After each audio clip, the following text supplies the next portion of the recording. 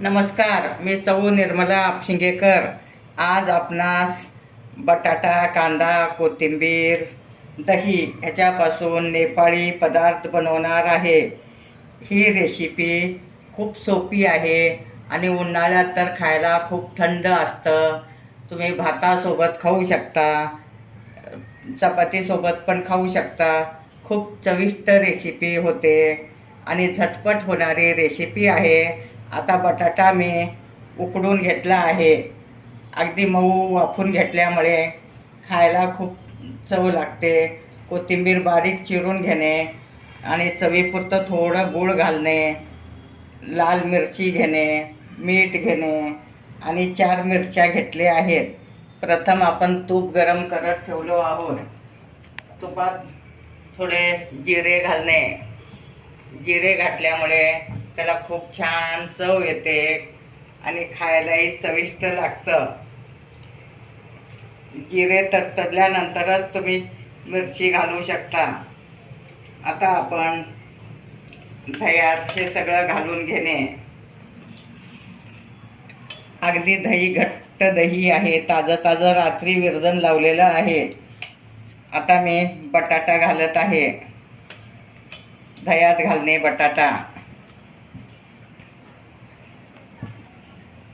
आणि बारीक चिरलेला लांब कांदा पण घालणे।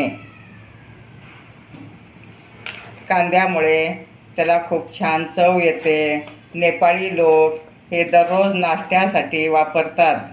तुम्ही सुद्धा नाश्त्यासाठी हे करून खाऊ शकता। दुपारी सुद्धा जेवणात सुद्धा खाऊ शकता तुम्ही। अगदी खूप चविष्ट पदार्थ आहे। कोथिंबीर पण घालणे आणि सगळं व्यवस्थित कालून घेणे।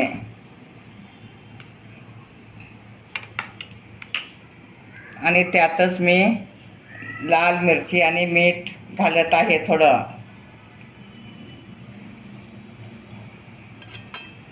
आणि चवीपुरतं गूळ घालणे।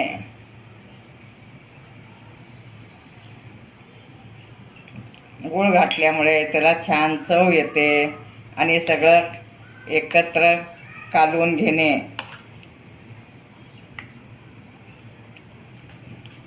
हे नुसतं जरी खाल्लात तुम्ही खूप चव लागते तोंडाला आणि खूप चविष्ट होतं। आता आपलं तूप गरम करायला ठेवलं आहे।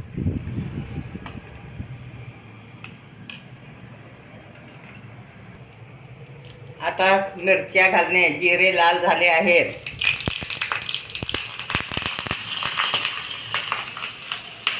अगदी मिरच्या सुद्धा छान तडतडायला लागले आहेत। गॅस बंद करणे आणि हे सगळं साहित्य काढून घेतलं आहे।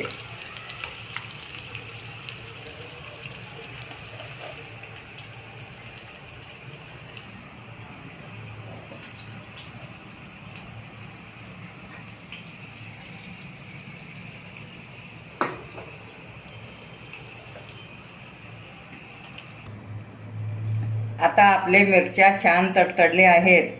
जिरे, मिरच्या, तूप घालणे। अगदी खूप छान चव येते। असं मिक्स करून घेणे। अगदी मिरच्या सुद्धा छान तडतडले आहेत। तुम्ही तूप नसेल तर तेल सुद्धा गरम करून घालू शकता। अगदी थोडंच घालणे मिरच्या तळून घेण्यापुरतं।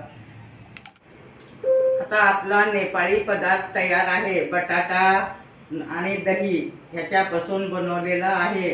कोथिंबीर पण घालणे। दही हे पौष्टिक असतं, कॅल्शियम असतं। दररोज जरी ताजं दही खाल्लं तरी भरपूर कॅल्शियम वाढतं आणि भाताबरोबर नाश्त्याला तुम्ही खाऊ शकता। अगदी चविष्ट पदार्थ आहे। हे व्हिडिओ लाईक, शेअर, सबस्क्राईब करा। आता हा व्हिडिओ नेपाळी असल्यामुळे तुम्ही कमेंट करायला विसरू नका। प्रत्येकाने कमेंट करायला पाहिजे।